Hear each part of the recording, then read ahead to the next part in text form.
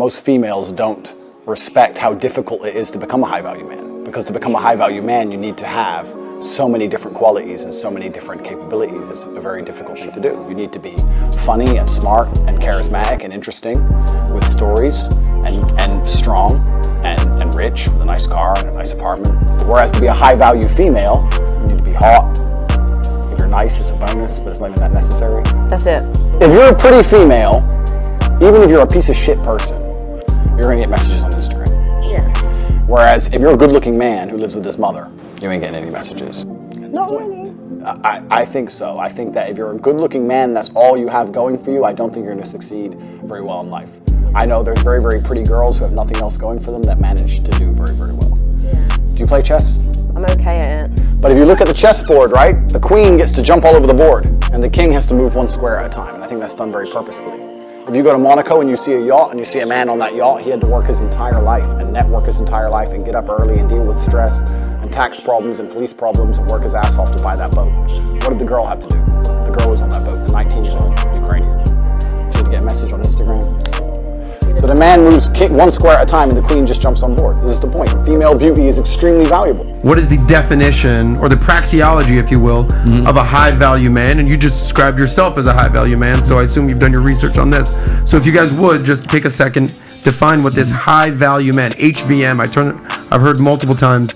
Explain that, please. I think objectively speaking, it's a confluence of money, muscles, and game, right? It's maximizing your I think a high-value man is the guy who maximizes his personal potential and does it in such a time, and then utilizes that potential. Okay, so a lot of talking about Kevin Samuels and everything, those are prescriptions. I deal with descriptions. That's why I said a lot of the stuff that all these guys who are out here doing this stuff. I'm not claiming to be like the only source in the manosphere that has this stuff, but it's like a lot of that stuff is derivative from my work. Okay, well, you'll constantly hear that he wrote the Bible of the manosphere. Exactly. So but again, my books are written from a position of there being objective, doing my best stab at objectivity. That's number one. Number two is that it's not a prescription, but that doesn't mean that people won't take that work and turn it into prescriptions. That's what Tate does. That's what Kevin Samuels does. That's what, when you use the word should, that's when it ceases to be about what is and what you should do. So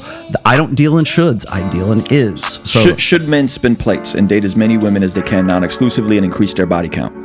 Okay, so is it about body count? That's the other thing. Okay, so here's the thing: is if you read those 6 chapters, you'll also notice that the end of that, of all the 6th chapter, is transitioning from non-exclusive dating to becoming monogamous with someone. So what if you're going to take that, so you prescribe monogamy. If that's going to be what I'm saying is that most guys want to get into that. Okay, I know guys like George Gammon. I know yourself. I know a lot of guys who don't want anything to do with monogamy, and they're still high value men because they've maximized money, muscles, and game. Right? They have chosen as a lifestyle not to be monogamous, and maybe they don't want to have children, but they're still doing very, very well for themselves. So is that high value, or is a high value man the guy who's like Rollo Tomassi? He's been married for 26 years. He's got a beautiful daughter. He makes a good chunk of change. He's in an ideal marriage. Is that high value, or is it high value? Is Tate high value? I would say all of the above. It just depends on what their lifestyle choices are and what it is that they choose to do. So if you're gonna idealize the lifestyle of